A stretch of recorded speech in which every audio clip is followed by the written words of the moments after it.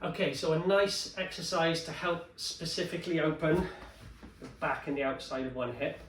I like to use a sofa simply because on the floor, a lot of people have trouble with getting into the position well on the floor. And if they struggle with it, then they're never going to be able to relax into a good position. So with a sofa, you're in control of the position you get into.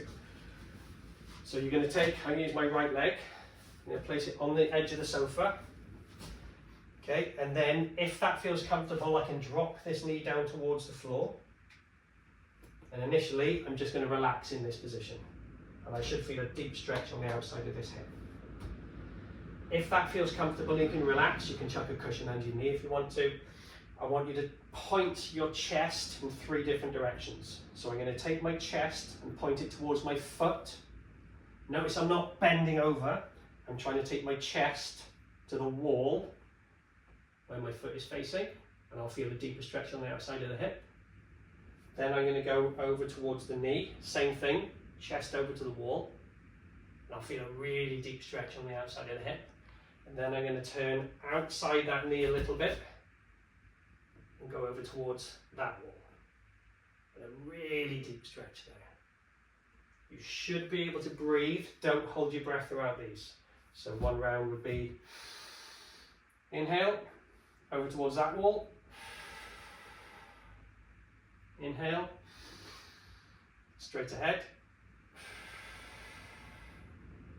Inhale, over to that wall.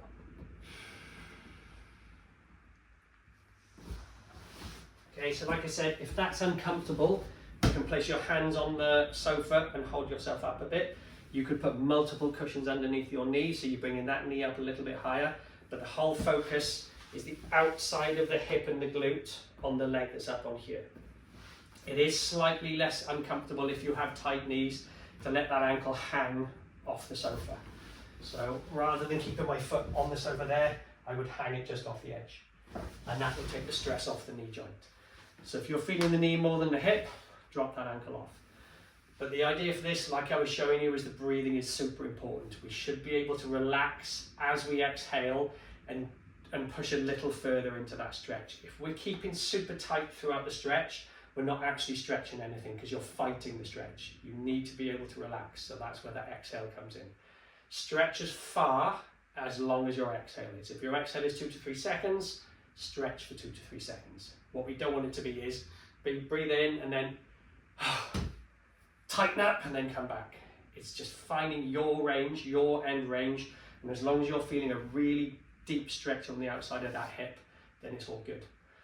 But doing all these movements where we're creating lots of tension through the foot, and even though the squats are going to help mobilize the hips, this one specifically helps to stretch those muscles that we've been doing a lot of work with the hip airplanes, with the hip to hinge, with the split squats. So also be able to open up and stretch that tissue with a stretch like this is super helpful.